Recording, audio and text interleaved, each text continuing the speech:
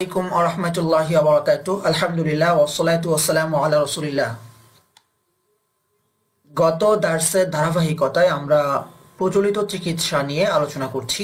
আজ আলোচনা করব সংখ্যা পদ্ধতির তাবিজ, রাশির সাহায্যে তদবির, জিন হাসিল করা গণনা পদ্ধতি, এই কয়েকটি বিষয় নিয়ে ইনশাআল্লাহ।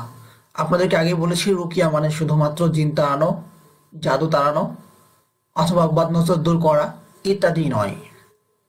আমাদের রুকিয়া একটা বিপ্লব বা একটা আন্দোলন, যেখানে প্রচলিত কুসংস্কারগুলো আছে, কুফরি শিরক আছে, সেগুলোকে দূরীভূত করে আমাদের ইমানকে, আমাদের আকীদাকে পরিশুদ্ধ করাও এর একটা লক্ষ্য।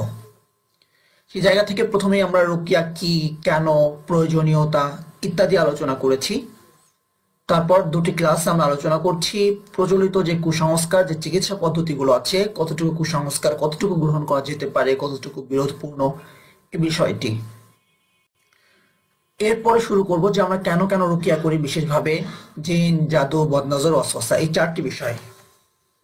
তারপরে গিয়ে আমরা কি করে রুকিয়া করব।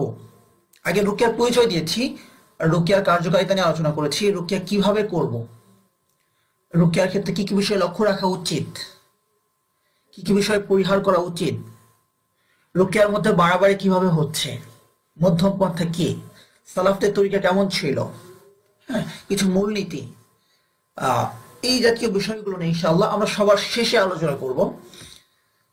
কারণ রুকিয়া কেন করব সেটা তো আমাকে বুঝতে হবে, তারপর আমাকে ডিটারমাইন্ড হতে হবে যে হ্যাঁ আমি রুকিয়া করতে চাই। তো পরিচয় পর্ব শেষ হওয়ার পরে প্রচলিত কুসংস্কারের আলোচনা চলছে, এটা শেষ হয়ে গেলে ইনশাআল্লাহ আমরা সেদিকে আলোচনা শুরু করব।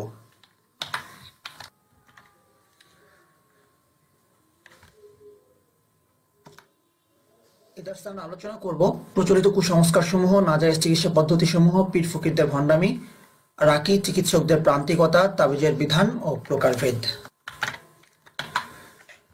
সংখ্যা পদ্ধতিতে তাবিজ।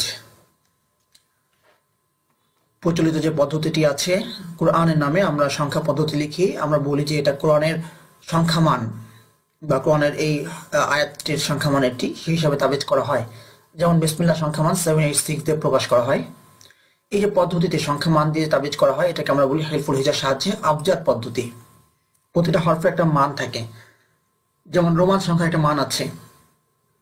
হ্যাঁ, আমরা যখন পরীক্ষার সময় দেখি যে ABCD দিয়ে একটা মান দেওয়া থাকে, তারপরে একটা মান বোঝানো হয়, কখনো কখনো ছোট হাতের আয়ের মতো লিখে 1 বোঝানো হয়, ছোট মতো আয়ের মতো করে 2টা লিখে 2 বোঝানো হচ্ছে। হ্যাঁ, তারপরে IV দিয়ে 4 হচ্ছে, শুধু V দিয়ে 5 হচ্ছে, VI দিয়ে 6 হচ্ছে, VII দিয়ে 7 হচ্ছে। কিভাবে আমরা যেমন রোমান পদ্ধতিতে মান বের করি, এরকম আরবির অক্ষর দিয়েও একটা মান আছে। যেমন বিসমিল্লাহকে লেখা হয় 786, এটা শরীয়ত সমর্থিত কোনো পদ্ধতি নয়, বরং জাদুর পন্থাকে ইসলামাইজড করা। কারণ হলো যে কোরআনের যে আয়াত, কোরআন যেমন আল্লাহ সুবহানাহু ওয়া তাআলা আমাদেরকে শিখিয়েছেন, তার রাসূল শিখিয়েছেন, এভাবে পড়তে হবে। আরবির কোথায় কোনো তাজবিদ নেই, কোথাও নেই, কোথাও গুণা নেই। কোরআন মাজিদে এই গুণাগুলো আছে। কারণ কোরআন শুধু আরবিতে নাজিল হয়নি, আরবিতে এটা কি করে পড়তে হবে সেটাও নাজিল হয়েছে। সাহাবায়ে কেরাম কোরআন লিখতেন, সেই পদ্ধতিতেই লিখতে হবে। কোরআনের নামে সেই পদ্ধতি ছাড়া ভিন্ন কোনো পদ্ধতি লেখা হলে সেটা অবশ্যই কোরআনের সাথে অবমাননা হবে, এটা মাথায় রাখতে হবে। দ্বিতীয় হলো যে এইভাবে সংখ্যা দিয়ে জাদু ব্যাবিলিয়নরা অনেক আগ থেকেই করতো। যেভাবে জাদু করা হয়, ওই যে এখন আমরা যেমন মানুষকে জাদু থেকে ফেরানোর জন্য, তাবিজ কবজ থেকে ফেরানোর জন্য রুকিয়ার দিকে নিয়ে যাচ্ছি, তখন যেই কাজটা তারা জাদুর ক্ষেত্রে করত, স্ত্রীর সাথে মনোমালিন্য হয়েছে, তাকে বশ করার জন্য জাদু করত, তারা ওখানে এসে রুকিয়া খুঁজতে আসে যে রুকিয়া দেন। হ্যাঁ, তো ঠিক একইভাবে যখন দেখো জাদু চলছে না, তো জাদু সেই পদ্ধতি, তারা শয়তানরা যে কাজটা করলো, কোরআনের আয়াতের সংখ্যামান ওইভাবে তারা একটা জিনিস তৈরি করলো। এটা শয়তানের পক্ষ থেকে একটা ওয়াসওয়াসা ছিল, যার পক্ষ থেকে আসুক না কেন, এটা একটা ওয়াসওয়াসা ছিল। এবং অনেক জায়গায় সুযোগ হয়ে গেল শয়তানের জন্য নতুন করে জাদু মিশ্রিত করা। কারণ একজন সালেহীনকে এসে বলবে না তুমি আল্লাহর সাথে শিরিক করো, তাকে এমন একটা শিরকে তাকে লিপ্ত করবে যেটা সে বুঝতে পারবে না। ইনশাআল্লাহ সেই শিরিকগুলো আমরা বিস্তারিত এই সংখ্যায় কিছু আলোচনা করব। সংখ্যা পদ্ধতিতে তাবিজ, এটা আসলে কুফলগুলো আমরা দেখি, সংখ্যা উল্লেখে কোনো সওয়াব নেই। আপনি বিসমিল্লাহির রহমানির রহিম বলেন, সওয়াব পাবেন, কিন্তু সারা জীবন যদি আপনি 786 786 786 বলতে থাকেন, ন্যূনতম সওয়াব আপনার হবে না। স্পষ্ট কোরআনকে অস্পষ্ট করে প্রকাশ করা। লক্ষ্য করুন, বিসমিল্লাহির রহমানির রহিম আপনি লিখলেন, আলহামদুলিল্লাহি রাব্বিল আলামিন লিখলেন, এটাকে ভিন্নভাবে কেউ পড়তে পারবে না, কেউ বিকৃত করতে পারবে না। কিন্তু বিসমিল্লাহির রহমানির রহিমের সংখ্যা মান যেমন 786 হয়েছে, এটা আরো বিভিন্ন বাক্যের সংখ্যা মানের ফলাফল হতে পারে। সুতরাং এটা দিয়ে কি আসলেই বিসমিল্লাহির রহমানির রহিম বোঝানো হচ্ছে, নাকি আরো কোনো সাংকেতিক চিহ্ন আছে যেটা শয়তানরা করে থাকে? দুটা উদাহরণ দেই। রাসূল সাল্লাল্লাহু আলাইহি ওয়াসাল্লামকে সাহাবারা বলতেন রায়না, একটু লক্ষ্য করুন, অথবা আমার দিকে তাকান। যেমন আমরা বলি না, ওস্তাদ আমারটা একটু শোনেন, আমারটা হচ্ছে কিনা, আমার পড়াটা হচ্ছে কিনা। তো এইভাবে সাহাবারা বলতেন রায়না, আমার দিকে একটু তাকান, রায়না। এই তো এই রায়নার আরেকটা অর্থ আছে আমাদের রাখাল। রায়ন মানে রাখাল, রায়না মানে আমাদের রাখাল। তো আমাদের দিকে তাকান, এই অর্থেই মুনাফিকরা রায়না বলতো, কিন্তু তার অর্থ নিত আমাদের রাখাল, মানে তার মনে মনে একটা সুখ অনুভব করতো। আল্লাহ বলে দিলেন রায়না বলা যাবে না, দ্ব্যর্থবোধক শব্দ বাদ দিয়ে বলো উংদুর না। আমাদের প্রতি লক্ষ্য করুন, এই উংদুর না কে আর তারা ব্যাখ্যা করতে পারছে না। সুতরাং 786 বা এই জাতীয় অন্যান্য সূরার যে আমরা সংখ্যামান বের করেছি, অন্য কোনো জাদুর কোনো সাংকেতিক চিহ্নের সংখ্যামান এটা হয় কিনা, যেটা ঢুকাই দিয়ে জিনরা জাদুকররা মনে মনে খুব খুশি, আমরা জানি না। সুস্পষ্ট কোরআনকে অস্পষ্ট করে প্রকাশ করা, বিশেষত যখন স্পষ্ট ভাষায় কোরআন লেখার একটা পদ্ধতি আছে, সেটাকে বাদ দিয়ে অস্পষ্ট ভাষায় সংখ্যা পদ্ধতিতে লেখার কি মানে, এর দুর্বিসন্ধিটা কোথায়? যদি বিসমিল্লাহ লিখে তাবিজ করতেই হয়, সরাসরি বিসমিল্লাহ লেখো, তুমি 786 কেন লিখবা? বোঝার উপায় নেই যে সংখ্যা দ্বারা আসলে কি বোঝানো হয়েছে। এই যে যেটা বললাম দ্ব্যর্থবোধক, অন্য কিছু তো হতে পারে। সংখ্যা থেকে টেক্সটে যাওয়ার উপায় নেই। আপনি বিসমিল্লাহির রহমানির রহিম থেকে সংখ্যা মান বের করে 786 লিখলেন, যে ব্যক্তি জানে না যে বিসমিল্লাহির রহমানির রহিম 786 পড়ে, সে কখনোই বুঝবে না যে বিসমিল্লাহির রহমানির রহিম। ইয়াসিন ওয়াল কুরআনিল হাকিম ইন্নাকা লামিনাল মুরসালিন, এর একটা সংখ্যা মান আছে, সেই সংখ্যা মান লেখেন। এই সংখ্যা মান দেখে কেউ ইয়াসিন ওয়াল কুরআনিল হাকিম ইন্নাকা লামিনাল মুরসালিন পড়তে পারবে না। তার মানে কি বোঝা গেল? তার মানে বোঝা গেল সংখ্যা মান কুরআনের বিকল্প হইতে পারে না। এটা হলো কুরআনের সাথে সরাসরি ফাজলামি করা। যেখানে সুস্পষ্ট কথার মাঝেই শিরিক রয়ে গেছে, সেখানে এই ধরনের অস্পষ্ট কথার মাঝে যে শিরিক নেই, সাংকেতিক চিহ্ন নেই, তা কি করে বুঝবো? ছোটবেলায় আমরা দেখেছিলাম কলা, এটাকে নাকি উল্টালে হয়ে যায় লা মুহাম্মদ লা মাক্কা। এটা তাদের একটা চক্রান্ত হতে পারে, যে একভাবে দেখা যাচ্ছে, অপরভাবে উল্টালে অন্যটা দেখা যাচ্ছে, যেটা করে থাকে। যেমন কারিতাস, একটা এনজিও আছে বাংলাদেশে, কারিতাস মানে হলো বন্ধু। তার নামায় কারিতাস ছিল না, একটা খ্রিস্টান মিশনারিদের একটা নাম ছিল সরাসরি। তো দেখলো যে খ্রিস্টান মিশনারি নামে কাজ করা সম্ভব হচ্ছে না, তাদের মিশন সাকসেস হচ্ছে না, তখন তার নাম দিল Caritas. Red cross society, red cross, cross তো চিহ্ন, ক্রুসেডের যে ক্রসের চিহ্নটা সরাসরি ওদের সাংকেতিক চিহ্ন। তো তা দেখলো কাজ করতে পারছে না, তখন তার নাম দিল রেড ক্রিসেন্ট। কিন্তু যেহেতু সেই রয়ে গেছে, এমন কিছু কি হচ্ছে কিনা কোরআনের নামে, এই বিষয়টা লক্ষ্য রাখতে হবে। স্বাভাবিক পদ্ধতি রেখে অজানা পদ্ধতিতে লেখার কি মতলব? কোরআন তো স্বাভাবিক পদ্ধতিতে আমরা লিখতে পাই, যেটা বলেছি। তাহলে এই অজানা পদ্ধতি আনার আসলে দুর্বিসন্ধিটা কোথায়? তারা দলিল দিবে আব্দুল্লাহ বিন আমর রাদিয়াল্লাহু আনহু হাদিসটা দিয়ে, যে তারা তো কি করেছে, তার সন্তানকে তাবিজ ঝুলিয়েছে। তো সেটা আমাদেরকে বলতে হবে, তিনি সুস্পষ্ট দোয়া তার শিশু সন্তানদের গলায় ঝুলিয়ে দিয়েছেন, তিনি এরকম সংখ্যা পদ্ধতি ব্যবহার করেননি। এই সংখ্যা পদ্ধতি আমাদের সালফে সালেহিনদের থেকে কোনো প্রমাণ নেই। হ্যাঁ, পরবর্তীতে এসে আমাদের থানভী রহমতুল্লাহ আলাইহি, তারপরে আমাদের উপমহাদেশের কিছু আলেমদের থেকে, যাদের মাধ্যমে আমরা দিন পেয়েছি, যাদের সেই ইলমের চর্চায় দাওয়াত থেকে শুরু করে বিভিন্ন মাদ্রাসা হয়েছে, আলহামদুলিল্লাহ। আজকে যে আমরা কথা বলছি বা আমি কথা বলছি, তাদের অবদানকে অস্বীকার করে বলতে পারি না, কারণ এই যে আলেম আমাদের কাছে এসেছে তাদের মাধ্যমে, তাদের আমলের যে প্রভাব, আমল কেন, তাদের যদি 2 রাকাত নামাজকে আমাদের সারা জীবনে নামাজের পাশে রাখা হয়, পাশাপাশি দায় পাল্লায় রাখা হয়, আমাদের নামাজের কোনো ভীতি থাকবে? তাদের নামাজ নিয়ে ধরনের কথা বর্ণিত আছে, তাদের আমল নিয়ে, তাদের কোরআন তেলাওয়াত নিয়ে, তাদের তাকওয়া নিয়ে কোথাও আমাদের কোনো অবস্থান নাই। কিন্তু এটাই তো স্বাভাবিক, প্রতিটা মানুষের কিছু ভুল হবে। তিনি এটা শিরিক বোঝেননি, এই ইলমটা তিনি অর্জন করেননি, আল্লাহ সুবহানাহু ওয়া তাআলা তাকে অনেক ইলম দিয়েছেন। এটাই তো মানুষের সীমাবদ্ধতা। যতক্ষণ পর্যন্ত আমি জানবো না এটা শিরিক, এই ধরনের শিরক আসগার গুলো, তিনি প্রতারিত হয়েছেন শয়তানদের দ্বারা। হয়তো হতে পারেন একজন আলেম তিনি প্রতারিত হলেন শয়তানের দ্বারা, তিনি তো মাপ পেয়ে যাচ্ছেন, কিন্তু আমি বুঝলাম। সুতরাং আমাদের বড়রা কোনো ভুল করেছে, সেটাকে যখন আমি প্রমাণ হিসাবে নিব এবং ভুল জেনেও তখন সেটা করব, তখন এটা হয়ে যাবে ইলাহ রূপে গ্রহণ করা, যেটা খ্রিস্টানরা করেছে, নাসরারা করেছে, ইহুদিরা করেছে। সেটা করা যাবে না। তারা আমাদের বড়, তাদের ইলমকে অস্বীকার করতে পারি না, তাদের অবদানকে অস্বীকার করতে পারি না। এই উপমহাদেশের দ্বীনি চর্চায় তাদের অবদানকে আমরা কোনোভাবে ছোট করতে পারি না। এখনো যদি আমরা তাদের বই পড়ি নিয়মিত, ইনশাআল্লাহ আমাদের ঈমান বৃদ্ধি পাবে। এই পরিমাণ তাদের লেখনীতে স্পিড, তাদের জীবনীতে এই পরিমাণ পাওয়ার রয়েছে, আমাদের জন্য আলো রয়েছে, সেগুলো গ্রহণ করি। এক দুটো ভুল তো হবেই, সেগুলোকে গ্রহণ করার কি মানে? তো আমাদের দাওবন্দের একজন আলেম, তিনি জাকারিয়া রহমতুল্লাহ আলাই, তিনি যে তাবিজের দিকে যাননি, তিনি কি করেছেন? নীরব বিপ্লব করে গেছেন। এই যে আজকে আমাদের মঞ্জিল পড়ি, মঞ্জিল রুকিয়া তো সেদিন আমাদের কাছে পরিচিত হলো। মঞ্জিলও কিন্তু একটি রুকিয়া, মঞ্জিলও একটি রুকিয়া। এই মঞ্জিলের প্রবর্তন তিনি করেছেন এই উপমহাদেশে। ঘরে ঘরে আজকে মঞ্জিল তেলাওয়াত হচ্ছে। তো উনি কি করলেন? নীরব বিপ্লব করে গেলেন। কিন্তু এই মঞ্জিল তিনি ঢুকালেন যেন তাবিজ কবজকে আমরা পরিহার করি, এটা আমরা বুঝলাম না। মঞ্জিল গ্রহণ করেছি, ঘরে মঞ্জিলের আমল হয়, অপর দিকে আবার ঠিকই কবিরাজের কাছে যাওয়া হচ্ছে। তো সেজন্যই আমাদেরকে মঞ্জিলকে ইন্ট্রোডিউস করার পাশাপাশি এই বিষয়ে তাত্ত্বিক আলোচনার প্রয়োজন ছিল। সেটাই হলো আজকের এই রুকিয়া বিপ্লব।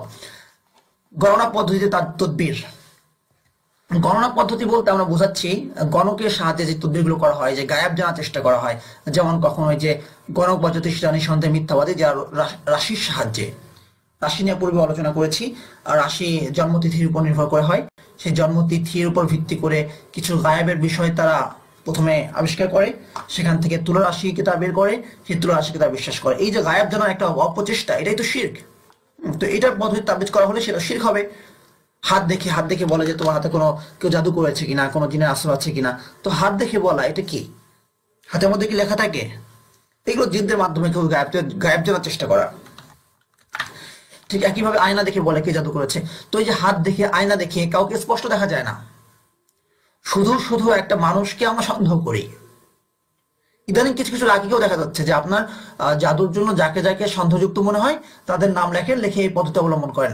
এই যে নাম লিখে পদ্ধতি অবলম্বন করা, আয়না দেখে বলা, পার্থক্য থাকলো কোথায়? আপনি রুকিয়ার নামে এগুলো কি শুরু করেছেন আজকে? বেশ কিছু রাগী আছে যারা এই যে নাম লিখে কে জাদু করেছে এগুলো বের করার চেষ্টা করে। এই অনুমতি তো কেউ আপনাকে দেয়নি কারো বিষয়ে সন্দেহ করা। ইস্তানিবু কাসীরাম মিনাজ যান্নি ইন্না বা'দা যান্নি ইসমুন, নিঃসন্দেহে কিছু কিছু ধারণা পাপ। ওয়ালা তাজাসসু, দোষ খুঁজতে যেও না। তোমার জাদু করা হয়েছে, তুমি এটা থেকে মুক্ত হও। হাতে নাতে ধরতে পারলে সেটা ভিন্ন জিনিস। তো আয়না দেখে গায়েব জানার চেষ্টা করা হচ্ছে, বাটি চালান দিয়ে কোথায় জাদুর জিনিসপত্র আছে সেখানে বাটি চলে যাবে। অধিকাংশ ক্ষেত্রে এগুলো হয় ভাওতাবাজি, যে আমরা যা কিছু দেখতে পাচ্ছি, আই ওয়াশ, বাটি চালান দেওয়া হচ্ছে, সেখানে যাচ্ছে আর জাদুর জিনিস বেরিয়ে আসছে। এটা মূলত আমাদের এটা আই ওয়াশ করা হয়, মানে আমরা জাদুগ্রস্ত হচ্ছি। যেটা হয়েছিল মুসা আলাইহিস সালাম এবং তার অনুসারীরা, ফিরআউনের লোক লস্কর যারা জাদুকর ছিল, তারা সাপ বানিয়েছিল লাঠি দ্বারা, রশি দ্বারা। আসলে কি সাপ হয়েছিল? না, এটা ছিল একটা জাদু, যে জাদুর কারণে একজনের হ্যালুসিনেশন তৈরি হয়েছে। তো অনেক ক্ষেত্রে যেটা হয় যে আয়না দেখে, হাত চালান দিয়ে যেই জাদু, মানে যেই বিষয়গুলো দেখানো হয় বাটি চালান দিয়ে, এগুলো আমাদের আই ওয়াশ করা হয়। বদনা ঘুরিয়ে বলা হয় যে অমুক জিনিসটা চুরি করেছে, বদনার উপর কোরআন রাখে, এরপর কোরআন ঘোরানো হয়। রেখা টেনে, অনেকে রেখা টানে, অথবা ফিতার মাধ্যমে তদবির করে। বিভিন্ন পদ্ধতি আছে, কয়টা এখানে লেখা সম্ভব? মানে ভণ্ডামির শেষ নেই, আপনি লিখে শেষ করতে পারবেন না। জাস্ট কিছু আমরা সিমটম দিয়ে দিচ্ছি, এগুলো দিয়ে আমাদেরকে বুঝতে হবে। এসব উপায়ে বিভিন্ন তথ্য দেয়। গণকের আরবি শব্দ হলো কাহেন। কাহেনকে হাদিসে সরাসরি কাফের বলা হয়েছে, কারণ আল্লাহ সুবহানাহু ওয়া তাআলা বলেছেন, ওয়া ইনদাহু মাফাতিহুল গায়বি লা ইয়ালামুহা ইল্লা হু, তার কাছে সমস্ত গায়েবের চাবিকাঠি, গায়েব তিনি ছাড়া কেউ জানে না। হাদিসে স্পষ্ট ভাষায় গণককে কাফের বলা হয়েছে। রাসূল সাল্লাল্লাহু আলাইহি ওয়াসাল্লাম বলেছেন, মান আতা কাহিনান, যে ব্যক্তি কোনো গায়কের কাছে এসে তার কথা বিশ্বাস করলো, ফাসাদ্দাকাহু, সে মুহাম্মদ সাল্লাল্লাহু আলাইহি ওয়াসাল্লামের উপর অবতীর্ণ কিতাবকে অস্বীকার করলো। ফাকাদ কাফারা বিমা আতা বিহি মুহাম্মদ সাল্লাল্লাহু আলাইহি ওয়াসাল্লাম, মুহাম্মদ সাল্লাল্লাহু আলাইহি ওয়াসাল্লাম যে কিতাব নিয়ে এসেছেন, এই কিতাবকে সে, এই বিধানকে সে অস্বীকার করলো, যে গণকের কাছে গিয়ে গণককে বিশ্বাস করলো। কারণ এই কিতাবে আছে গায়েব আল্লাহ জানেন, আর গণকের হাবভাব থেকে মনে হচ্ছে সেও গায়েব জানে। আমি কি করে দুজনকে বিশ্বাস করতে পারি? গণককে বিশ্বাস করা মানে হলো আমি কোরআনকে বিশ্বাস করিনি, এই জন্য বলা হচ্ছে কাফের। গণক কাফের। গণকের কথা যে শোনে বিশ্বাস করে সেও কাফের। গণকের কাছে যে যায়, কেন যায়? বিশ্বাস করার জন্যই তো, সেও কাফের। বুঝতে পেরেছি? শুধু গণক একা কাফের না, গণককে ঘিরে যারা আছে তারাও কাফের।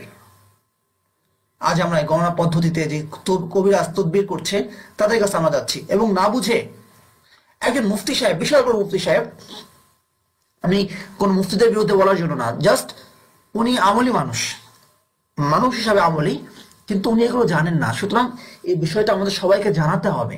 তাদের অবদান আছে, কিন্তু আমরা বলছি এই বিষয়টা চর্চা আমাদের ইতিপূর্বে হয়নি, যে জন্য এই বিষয়টা চর্চা আমাদেরকে করতে হচ্ছে। একদিন তিনি তার পুরো মাদ্রাসাকে খুব সুন্দর করে সাজালেন, সুশোভিত করলেন। কেন? আজকে সাহাবী জিন আসবে। অন্যদিক থেকে জিনের মাধ্যমে তদবির করেন, তো বড় ইম্পর্টেন্ট কোন একটা বিষয় ঘটেছে, এই জন্য আজকে সাহাবী জিন আসবে। এভাবে কি আল্লাহ রাসূল কখনো করেছেন? কখনো? এই বিষয়গুলো থেকে আমাদেরকে সতর্ক থাকতে হবে। তো গণকের বিধান, ইন্নাল্লাহা ইনদাহু ইলমুস সাআ ওয়া ইউনাজ্জিলুল গায়থা ওয়া ইয়ালামু মা ফিল আরহাম ওয়া মা তাদরি নাফসুম মাযা তাকসিবু গাদা ওয়া মা তাদরি নাফসুম বিআইয়ি আরদিন তামুত ইন্নাল্লাহা আলিমুন খাবীর। নিশ্চয় কিয়ামতের ইলম আল্লাহর কাছে, জরায়ুতে কি আছে শুধু তিনিই জানেন। কোনো ব্যক্তি জানে না আগামীকাল সে কি উপার্জন করবে, আর কেউ জানে না সে কোন ভূমিতে মারা যাবে। নিশ্চয় আল্লাহ সম্যক অবগত, সর্বজ্ঞানী। অর্থাৎ এখানে কিছু গায়েবের কথা বলা হয়েছে যেটা আল্লাহ ছাড়া কেউ জানেন না। এখানে কেউ কেউ আপত্তি করতে পারেন, জরায়ুর বিষয়টি যেমন আজকে আমরা সায়েন্সের মাধ্যমে আল্ট্রাসাউন্ড করে জানতে পারি, তো এভাবে তো অন্যান্য বিষয় জানা যেতে পারে। দেখুন ভাই, গায়েব কোনটাকে বলে? যেটা আমি জানি না, যেটাকে আমি অনুভব করতে পারছি না, আমার পঞ্চ ইন্দ্রিয় যেটাকে অনুভব করতে পারছি না, এমন কোন বিষয়ে তথ্য দেওয়া যেটা জানা আমার পক্ষে সম্ভব না, সেটা হলো গায়েব। জরায়ুতে কি আছে, আর যখন মেশিন আবিষ্কার হলো সেখানে একটা পিকচার নেওয়া হচ্ছে, ছবি নেওয়া হচ্ছে, সেই ছবির মাধ্যমে আমি মূলত দেখতে পাচ্ছি ভিতরে কি আছে। তাহলে নারী না পুরুষ এতটুকু আমি জানতে পারছি, তাহলে এতটুকু বলতে পারাটা কি হচ্ছে? আমার জন্য গায়েব থাকছে না, নারী না পুরুষ। তো একজন ডাক্তার তো এতটুকুই বলতে পারে নারী না পুরুষ, কিন্তু এই জরায়ুর যে সন্তানটা আছে তার সম্পর্কে সে কিছুই জানে না। কেন জানে না? কারণ এই সন্তানটা এক্স্যাক্টলি কবে পৃথিবীতে আসবে সে জানে না, আদৌ বাঁচবে কিনা সে জানে না, আদৌ বাঁচবে কিনা এটা সে জানে না, তার ভিতরে সমস্ত কিছু সম্পূর্ণ সুস্থ আছে কিনা সে জাস্ট কিছু ধারণা নিতে পারছে, এটা সে বলতে পারছে না। এই সন্তান জান্নাতে যাবে না জাহান্নামে যাবে সে জানে না, পৃথিবীতে কেমন হবে সে জানে না। হ্যাঁ, তো এই যে আমি একটা বিষয় তার নাম জানলাম, আমি আপনার নাম জানি, মানে আপনাকে চিনি, হয়ে গেল। আমাকে কে চেনে? আপনাকে কে চেনে? কয়জন আপনাকে চিনতে পারবে? আপনার স্বামী বা আপনার স্ত্রী কি আপনাকে চেনে? সুতরাং জানা বিষয়টা অনেক জটিল একটা বিষয়। এই জানা এক আল্লাহ সুবহানাহু ওয়া তাআলা ছাড়া কেউ জানে না। জরায়ুতে যখন কোনো মেশিন লাগানো হচ্ছে তখন একটা ছবি দেখা যাচ্ছে। এই ধরনের কোন একটা পদ্ধতি আপনি জাদুঘরদেরকে আনতে বলেন, যে না এতটুকু আমরা জানতে পারি, এই আমাদের মেশিন, এই আমাদের উপকরণ, যার দ্বারা আমরা এতটুকু জানতে পারি। সে বলবে না, সে বলবে সব গোপন বিষয়, এগুলো যাদেরকে খেলাফত না দেওয়া হয় তারা এগুলো বোঝে না। বিভিন্ন জনের সাথে কথা হয়েছে, তো এই কথাগুলো তো এমনি বলতে পারছি না আমরা, এই জন্য আমাদেরকে প্রচুর পরিমাণে বিভিন্ন জনের সাথে কথা বলতে হয়েছে, বিভিন্ন কবিরাজদের কাছে যেতে হয়েছে তারা কি করছে, এবং অনেক ক্ষেত্রে আমরা নিজেরাও সাফার করেছি। আলহামদুলিল্লাহ, তো আল্লাহ সুবহানাহু ওয়া তাআলা আমাদেরকে সেই সাফারিং থেকে বেরিয়ে আসার জন্য যখন আমরা সত্যটা খোঁজা শুরু করলাম, তখন যে বিষয়গুলো পড়াশোনা করে পেয়েছি সেগুলোই আপনাদের সামনে তুলে ধরছি। তাহলে গণক যখন গায়েব জানে না, তাহলে সে কি করে বলে অমুক চুরি করেছে, অমুক এটা করেছে, অমুক সেটা করেছে, ওইটা ঘটেছে ইতিপূর্বে? কখনো কখনো তো সত্যও হয়ে যায়। এই ধরনের প্রশ্নের উত্তর আল্লাহ দিয়ে দিচ্ছেন। হাল উনাব্বিউকুম আলা মান তানাজ্জালু শায়াতিন তানাজ্জালু আলা কুল্লি আফাকিন আথিম ইউলকুনা আস-সামআ ওয়া আকতারুহুম কাযিবুন। আমি কি তোমাদেরকে বলবো শয়তানরা কাদের উপর ভর করে? এরা প্রত্যেক মিথ্যুক পাপাচারীর উপর নাজিল হয়, তারা কান পেতে শোনে আর অধিকাংশরাই মিথ্যা বলে। আকাশের কাছে যেত, গিয়ে তার কান পেতে কথা শুনতো, কারণ কাজ করার সময় তো কথাবার্তা হয়, তো ফেরেশতার কথাবার্তা বলতে নিকট আসমানে তা শুনতো, শুনে ওটার সঙ্গে এসে তাদের দোসর যে মিথ্যাবাদী গণক আছে, কবিরাজ আছে, যাদের ঘাড়ে তারা সওয়ার হয়, এদেরকে এসে ওই একটার সাথে 10টা মিথ্যা বানিয়ে বলে এবং সেইগুলো দিয়ে তারা কথা বলে। এবং অনেক ক্ষেত্রে এমন এমন কথা তারা বলে যেগুলো সত্য হয় না। শুধু আমরা দেখি কোনটা সত্য হয়ে গেল, একটা সত্য হয়ে গেল মানে কি পুরো এলাকায় রটে যায়, অমুক যা বলে তাই ঘটে। আমার অমুকের অমুক হয়েছিল, অমুক জায়গায় গিয়েছিল, সে বলে দিয়েছিল, তাই হয়েছে। তো একটা হয়েছে আর 10টা যে মিথ্যা হয় এটা কেউ দেখে না।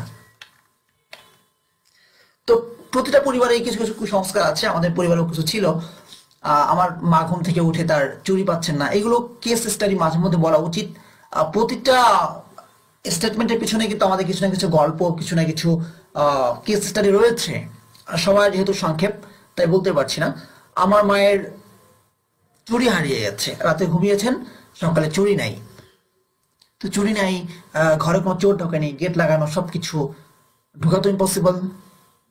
অস্বাভাবিক না যে হাতে চুড়ি ছিল, ঘুমিয়েছে, কেউ ঢোকেনি, হাতে চুড়ি নাই, চুরি করার মতো কেউ নাই, তাহলে কোথায় গেল চুরিটা?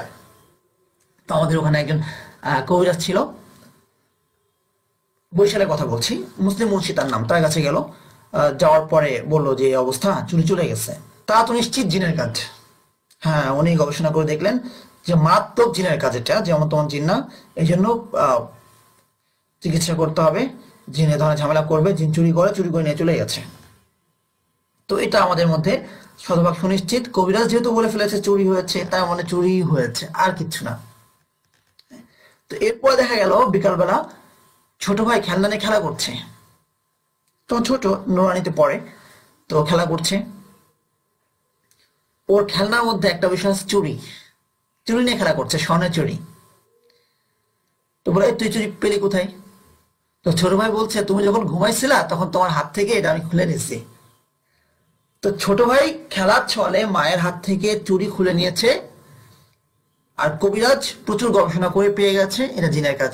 সে কেন পেলো? কারণ হলো যে যেহেতু গেট লাগানো, দরজা বন্ধ, জানালা বন্ধ, জিন ছাড়া তো কেউ করবে না, সুতরাং বলে দেওয়াই যায়। এরকম অনেকগুলো কেস স্টাডি আছে যেগুলো পরবর্তীতে মিথ্যা প্রমাণিত হয়েছে। একজনের পায়ে প্রচন্ড ব্যথা, ব্যথার কারণে সে কবিরাজের কাছে গেছে, কবিরাজ তাকে দিয়েছে এক সরিষা, এক বোতলের মধ্যে সরিষা দিয়ে দিয়েছে, পড়া সরিষা। বলেছে যে এটা আপনি ঘরে রেখে দেবেন, যদি দেখেন যে একদিন পর স্থির আছে তাহলে বুঝবেন যে জাদু সমস্যা নাই, আর যদি এই সরিষাগুলো নড়াচড়া করে তাহলে বুঝবেন যে সমস্যা আছে। সরিষার কিছু ধর্মই আছে এই জাতীয়। তো এই যে সরিষা নড়াচড়া করা না করার সাথে জাদুর কি সমস্যা বা কি সম্পর্ক? এইভাবে বহু উদ্ভট কাহিনী আছে যেগুলো দিয়ে এরা মূলত গায়েব জানার দাবি করে। এদের এত বড় ধৃষ্টতা, এরা ভুলে যায় যে গায়েব এক আল্লাহ ছাড়া কেউ জানে না। গায়েব এমন একটি ইলম যে ইলমে আল্লাহ সুবহানাহু ওয়া তাআলা তার সাথে আর কাউকে শরীক করেননি। আয়েশা রাদিয়াল্লাহু তাআলা থেকে বর্ণিত, কিছু লোক রাসূল সাল্লাল্লাহু আলাইহি ওয়াসাল্লামকে গণকদের সম্পর্কে জিজ্ঞাসা করলো। রাসূল সাল্লাল্লাহু আলাইহি ওয়াসাল্লাম বললেন তা ভিত্তিহীন। সাহাবাগণ প্রশ্ন করলেন, তা তো এমন কিছু বিষয় বলে যা সত্য হয়ে যায়। রাসূল সাল্লাল্লাহু আলাইহি ওয়াসাল্লাম বললেন, সেটাই সত্য কথা। জিন যা চুরি করে শুনে তারপর তাদের দোষদের কানে দেয় এবং সেগুলোর সাথে 100টার বেশি মিথ্যা মিশ্রিত করে। বুখারী 26:13। তাহলে আপনি আমাদের সমাজে গণকটা তো আর গণক নামে পরিচিত না, এরা বিভিন্ন নামে, কখনো কবিরাজ, কখনো ফির, কখনো কি বলে সাধক, বিভিন্ন নামে এরা পরিচিতি লাভ করেছে। তো চীনার কিছু সিমটম বলে দিচ্ছি, বাটি চালান দিয়ে কিছু বলে, কবে কোথায় কি জাদু করেছে বলে দেয়। অতীতের কথা তো আল্লাহ ছাড়া কেউ জানে না, তো তা জানে কোত্থেকে? জিনদের মাধ্যমে জানে। জিনরা মিথ্যা বলতে পারে, সত্য বলতে পারে। হ্যাঁ, এবং জিনরা এবার গায়েব জানবে কি করে? তারাও এই জাতীয় কিছু বিষয়েরই আশ্রয় নেয়। দেখবেন যে নাম নাই, বাবার নাম নাই, দাদার নাম নাই, তো নাম নিয়ে তারা তাবিজ করে কেন? নামের সাথে কি সম্পর্ক? অমুককে, তার নাম কি?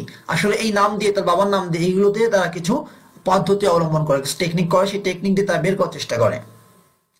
সুতরাং এটা একটা উপায় জাদুকরদের কাছে না, যে তারা নাম নিয়ে তার তদবির করবে। আয়না পড়া দিয়ে কোনো খবর দেওয়া, চাল পড়া খাইয়ে চোর নির্ণয় করা, টিয়ার মুখে বা নিজের হাতে চিঠি বের করা। গায়েব অনেকে আছে যে তোমার ভবিষ্যৎ কেমন হবে, টিয়ার মুখ থেকে একটা চিঠি বের করো। আছে রাস্তার পাশে পাশে অনেক জায়গায় বসে থাকে। তুলা রাশি বা অন্য রাশির সাহায্যে চিকিৎসা করা, হাত চালান দেওয়া, রাশি পড়ে ভবিষ্যৎবাণী করা, কাগজে নাম ইত্যাদি লিখে কোনো তথ্য বলে দেওয়া, বদনার উপর কোরআন রেখে বদনা ঘোরানো। এখন বিভিন্ন পদ্ধতি রয়ে গেছে। তো এই যে এভাবে যে কবিরাজি করছে তাদেরকে তো আমরা কবিরাজ বলছি, এবং তার নিশ্চয়ই ভণ্ড। তো তারা যে পদ্ধতিগুলোতে যাবে তাবিজ করছে, কি কি পদ্ধতি আছে এরকম নাজায়েজ পদ্ধতি যেটা আমাদের সমাজে প্রচলিত আছে। হ্যাঁ, জিনের আদেশে প্রাণী জবাই করা একটা বিষয় গুরুত্বপূর্ণ, জিনের আদেশে প্রাণী জবাই করা। তো বলছে যে কবিরাজির জন্য প্রয়োজন। একজন হাফেজ মাওলানা, সে একজন মুফতিও নাকি শুনলাম, সে তদবির করতে বলেছে, তো বলছে যে কি করতে হবে, একটা হাঁস জবাই করতে হবে। মাঝে মধ্যে সেই ধরনের কথা বলে থাকে বিভিন্ন ব্যক্তিকে। সে মিরপুরে আছে, আমাদের মিরপুরেই, এবং সে নাকি মুফতি শুনি। তো জিনের আদেশে প্রাণী জবাই করতে হবে, তো এটাকে সে খারাপ কিছু মনে করছে না। এবং যারা জবাই করছে তারাও ৫ ওয়াক্ত নামাজি, নামাজ পড়ে, তারা তাহাজ্জুদও পড়ে, অনেক সময় পর্দা করে, হাত মোজা পা মোজা পড়ে। সে খারাপ কিছু মনে করছে না, কারণ সে তো আল্লাহর নামে জবাই করছে। জিন বলেও দিচ্ছে যে আল্লাহর নামে জবাই হবে, দিয়ে দান করে দিতে হবে। জবাই করা হচ্ছে কার আদেশে? জিনের আদেশে। কেন? এ না করলে জিন কুরবানি করবে না। দেখুন ইবলিসের ইলম কতটুকু, এগুলো তো ইবলিসের দোষরিত যাবে ইবাদত। অন্যান্য ইবাদত যেমন, এটা তেমনই। এখানে শর্ত কয়টি? 2টি। ইখলাস, সঠিক পদ্ধতি। ইখলাস, সঠিক পদ্ধতি। নামাজ পড়ছেন, আল্লাহর জন্য পড়ছেন না, কবুল হবে? হবে না। নামাজ পড়ছে কেন? আল্লাহ আদেশ করেছেন তাই। যদি নামাজ পড়ে হুজুর বলছে তাই, তাহলে কি নামাজ হবে? হবে না। আল্লাহ বলেছেন, সেই আদেশ নিয়েই পড়তে হবে, মানে আল্লাহ সন্তুষ্টির জন্য পড়তে হবে। এটা হলো ইখলাস। দ্বিতীয়, কিভাবে পড়বো? যেভাবে আমাদেরকে শিক্ষা দিয়েছেন সেভাবে পড়বো, যেভাবে রাসূল সাল্লাল্লাহু আলাইহি ওয়াসাল্লাম শিখিয়েছেন সেভাবে। সুতরাং জবাই একটা ইবাদত। আল্লাহ বলেছেন ওয়ানহার, তুমি নাহার করো। ও জবাইয়ের পদ্ধতিকে নাহার বলে। ফসলি লিরাব্বিকা ওয়ানহার, তুমি তোমার রবের জন্যই নামাজ পড়ো, তার জন্যই কুরবানি করো, নাহার করো। তাহলে নামাজ যেমন ইবাদত, নাহর করাটাও একটা ইবাদত। এখানেও একটা পদ্ধতি, একটা হলো ইখলাস। আল্লাহ বলেছেন কুল ইন্না সলাতি ওয়া নুসুকি ওয়া মাহইয়ায়া ওয়া মামাতি লিল্লাহি রাব্বিল আলামিন, আমার সমস্ত কিছু এক আল্লাহর জন্য। কুরবানির দিনের পশুকে আমরা কুরবানি বলছি কেন? ওটা তো আমরাই খাচ্ছি। অন্যদিন কোনো প্রাণী জবাই করলে যেমন আমরা খাচ্ছি, কুরবানির দিনের পশু তো আমরাই খাচ্ছি। তাহলে ওটাকে কুরবানি কেন বলছি? কুরবানি এজন্যই বলছি, ওটা আল্লাহর আদেশে করছি। তো এখানে আদেশ করছে কি? জিন। তো তাহলে আল্লাহ বলছেন বলো যে আমার কুরবানি আমার বিশ্বজগতের আল্লাহর জন্য, বলতে বলছেন, তার মানে শুধুমাত্র আল্লাহর জন্য জবাই করতে হবে। এখানে জবাই করছি জিনের আদেশে। দ্বিতীয় বিষয় থাকে পদ্ধতি, সেটা হলো লা তাকুলু মিম্মা লাম ইযকার ইসমুল্লাহি আলাইহি, তোমরা সেই প্রাণী ভক্ষণ করো না যেখানে আল্লাহর নাম নেওয়া হয়নি। সুতরাং আল্লাহর নাম নিতে হবে। সুতরাং প্রাণী জবাই করার জন্য 2টি শর্ত, আল্লাহর নামে হতে হবে এবং আল্লাহর জন্য হতে হবে। যদি কেউ পাঠা বলে দেয়, আল্লাহর নামে দিল, সেটা খাওয়া যাবে? যাবে না, কারণ এটা সে বলি দিয়েছে। তো এটা এক ধরনের বলি। সুতরাং এদের থেকে সাবধান যারা জবাই করতে বলে, কারণ এই জবাই করে জিনকে সন্তুষ্ট করার জন্য। আর জিনটা জানে যে তার ইখলাস এখানে নষ্ট করে ফেলেছি, এখানে শিরকে আসগর, রিয়া, ছোট শিরক মিশ্রিত হয়ে গেছে।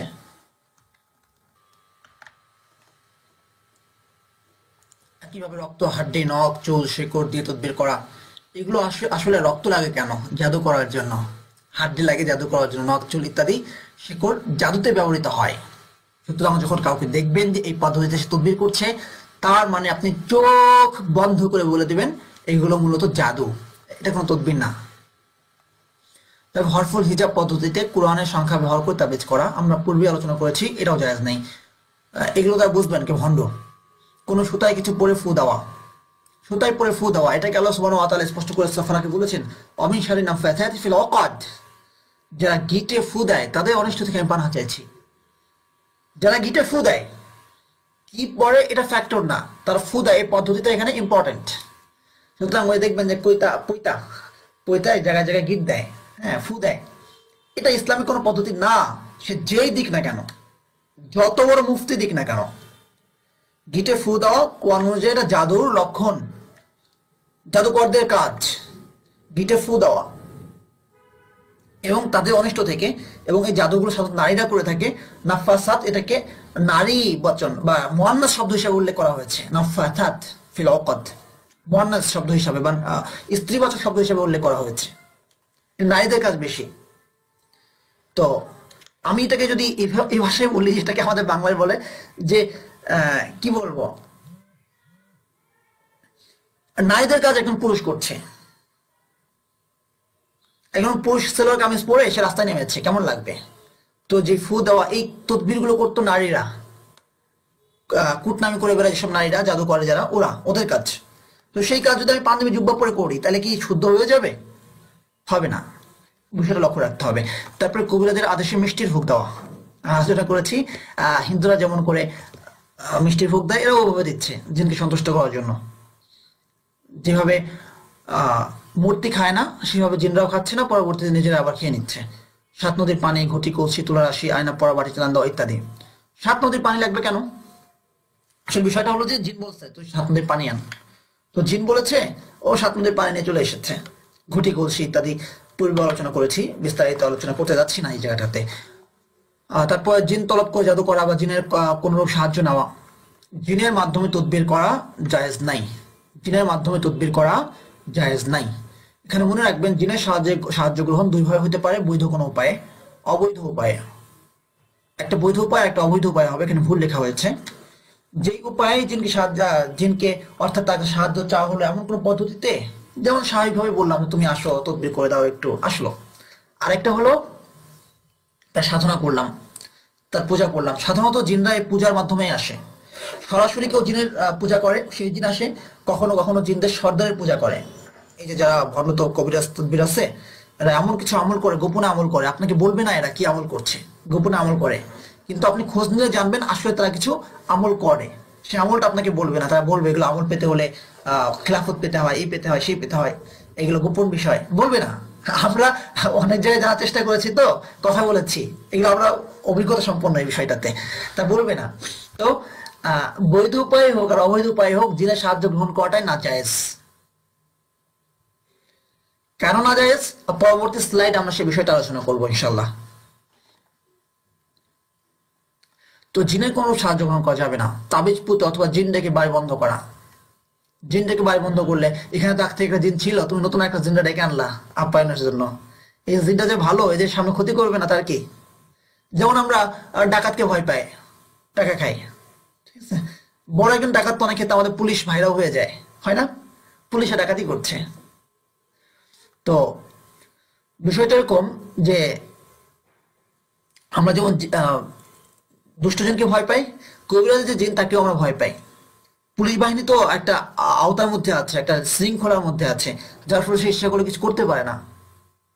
হ্যাঁ, ইচ্ছা করলেও সে কিছু করতে পারে না, অনেক তাদের হাত পা বাঁধা থাকে, একটা শৃঙ্খলা আছে। কিন্তু এই জিনদের ক্ষেত্রে কোনো শৃঙ্খলা আছে কিনা? তো তাহলে আমি যে কবিরাজের জিনকে ডেকে আনলাম, দেখা যায় যে মেয়ের বিয়েতে বরযাত্রী এসেছে মেয়ে দেখতে, বিয়ে হবে কিনা। হ্যাঁ, বরযাত্রী পছন্দ হয়নি, আরেকজনের পছন্দ হয়ে গেছে, মামার পছন্দ হয়ে গেছে, মামার সাথে তাকে বিয়ে করে নিয়েছে। মানে যেই ছেলেকে বিয়ে দিতে এসেছে মামা, মামার পছন্দ হয়ে গেছে, মামা বিয়ে করে নিয়েছে। এমন কেস স্টাডিও আমরা দেখেছি, জামালপুরে গিয়ে শুনেছি, এমন কাহিনীও ঘটেছে। তো হচ্ছে, অহরহ হচ্ছে এগুলো। তো নতুন করে আরেক জিনের দ্বারা সে ভালনারেবল হয়ে গেল। যে ব্যক্তি জিনের দ্বারা ভালনারেবল, বা ডায়াবেটিস একজন রোগী, তার রোগ প্রতিরোধ ক্ষমতা আরেকজনের কি সেম থাকবে? সেম থাকবে না। সুতরাং যে আগ থেকে জিনের দ্বারা আক্রান্ত, সে তো ভালনারেবল, তাকে আক্রমণ করা আরেকটা জিনের জন্য সহজ। দুজন মিলে সন্ধি করে ফেলবে।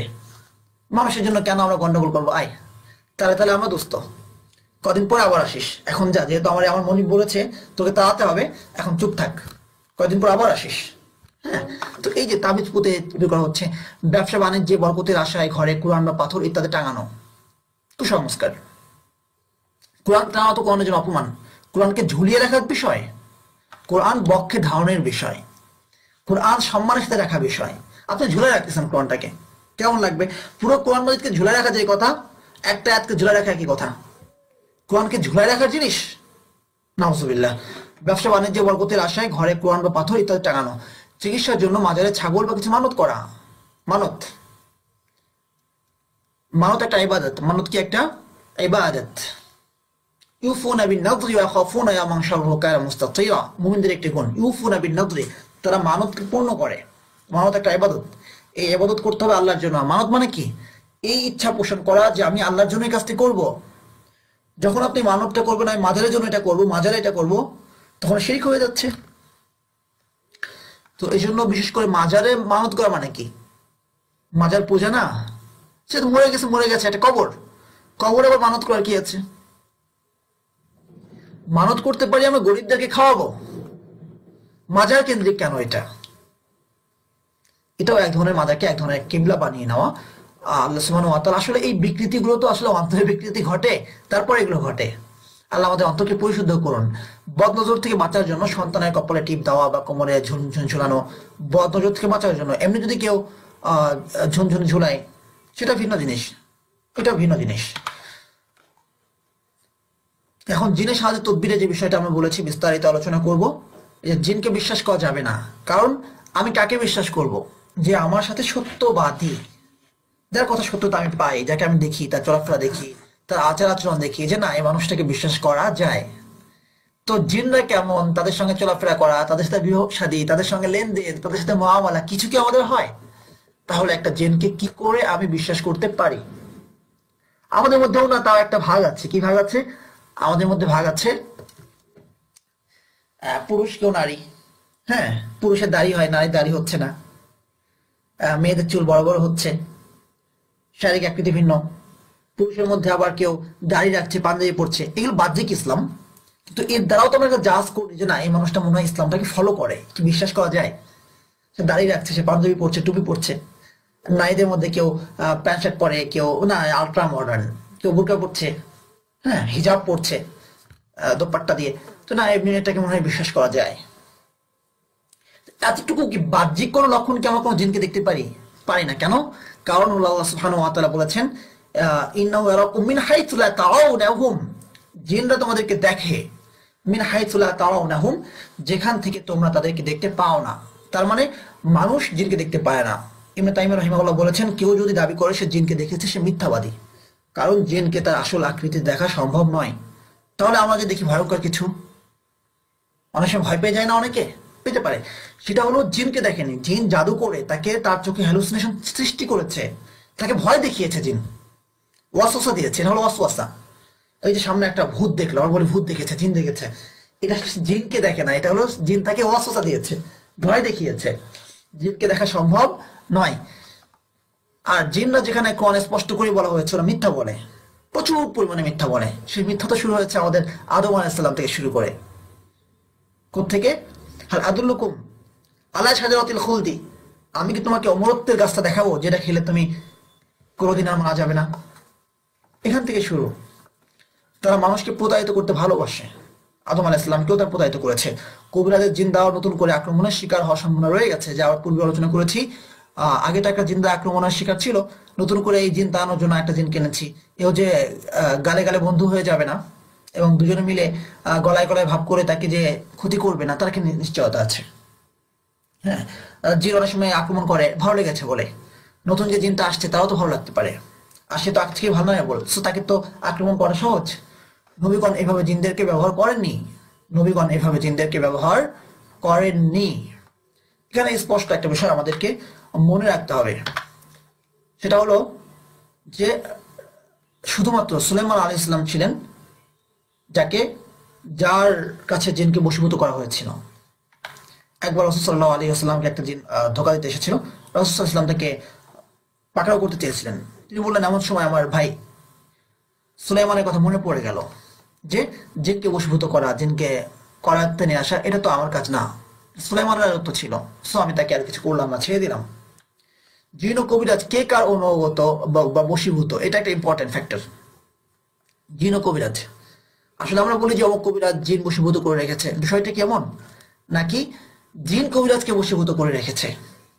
জিন ও কবিরাজ, কবিরাজকে জিনকে বশীভূত করে রেখেছে, নাকি জিন কবিরাজ জিনকে বশীভূত করে রেখেছে? এটা ইম্পর্টেন্ট একটা ফ্যাক্টর। এটাকে বুঝতে হলে আপনাদেরকে একটু ভেঙে বলি। আল্লাহ সুবহানাহু ওয়া তাআলা সূরা জিনে উল্লেখ করেছেন এক জিনের কথা, ওয়ান্নাহু কানা রিজালুম মিনাল ইনসি ইয়াউযুনা বিরিজালিম মিনাল জিন্নি ফাসাদহুম রাকা। কিছু কিছু মানুষ আছে তারা জিনদের কাছে আশ্রয় চায়, জিনরা তাদের ভীতি আর বাড়িয়ে দেয়। অর্থাৎ এই আয়াত দ্বারা স্পষ্ট হয়ে যায় মূলত জিনরা, মানুষই জিনের কাছে সাহায্য চায়। কিভাবে হয়? একজন কবিরাজ সে কোনো একজন সর্দার জিনের সাধনা করলো, তখন সর্দার জিন বললো যে ঠিক আছে কি করতে হবে, বস আমাকে এই কাজটা করে দেন। তখন কবিরাজ বলে, বা সে জিনটা বলে কবিরাজকে, ঠিক আছে করে দেবো, তুই আমাকে সন্তুষ্ট কর, আমি তোর কাজটা করে দেবো। তো আমরা আমাদের বসদের কাছে আমাদের বিপদে যাই না, বস আমাদেরকে অনেক ক্ষেত্রে হেল্প করেন না, করেন। তো তো সে তাকে প্রভু মেনেছে জিনকে, জিনও খুশি প্রভু হতে পেরে।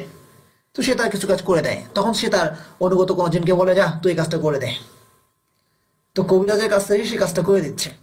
কবিরাজ ভাব নিচ্ছে, কি ভাব নিচ্ছে? সে ভাব নিচ্ছে যে আমি এই জিনকে বশীভূত করে রেখেছি। আরে সে তো একজন মনিব জিনের দাস হয়ে আছে, যে মনিব জিন তাকে পাঠিয়েছে তার আরেক দাসের হেল্প করার জন্য। বিষয়টা এরকম, আমি গাড়ির ড্রাইভার, ড্রাইভ করছি একজন মালিকের গাড়ি, মালিক নাই, আমি গাড়ি নিয়ে এমন ভাব করছি যেন আমি গাড়িটার মালিক হয়ে গেছি। বিষয়টা এরকম। তার উদাহরণ আপনি পাবেন যে বলে যে নদীর পানি নিয়ে আসো। কেন?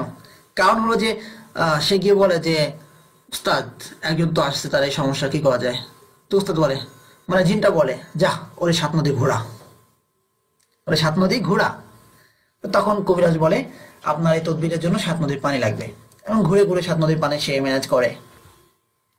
ঠিক আছে, এরকম যা ওর একটা ছাগল বলে দিতে বল। এখন আপনারা যদি বলে যে বলে দিতে বলছে, আপনি তো বিশ্বাস করবেন না, তাই ভণ্ড বলবেন। এই জন্য সে আপনারা বলে আল্লাহর নামে জবাই করো। বুঝতে পেরেছেন? তো এইভাবে মূলত কোরআনের আয়াত অনুযায়ী স্পষ্ট, ওয়ান্নাহু কানা রিজালুম মিনাল ইনসি ইয়াউযুনা বিরিজালিম মিনাল জিন্নি ফাসাদুহুম রাকা। মানুষরাই, এই যে ভণ্ড কবিরাজরাই, এরাই মূলত জিনদের বশীভূত হয়ে আছে। এরা যে পরিমাণ জিনকে ভয় পায় আপনি কল্পনা করতে পারবেন না। যে পরিমাণ ভয় পায় এরা, তাদের এই আমল সে আমল, এটা করতে হয় সেটা করতে হয়, কত কি।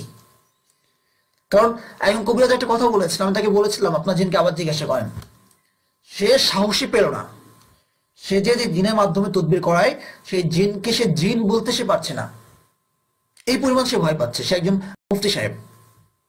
এই জন্য বলছি যে মানে তারা এগুলো বোঝে না যে শিরক হচ্ছে কিছু কিছু মানুষ, কারণ এই বিষয়টা নিয়ে পড়ালেখা নাই। তাহলে আমাদের কাজ কি?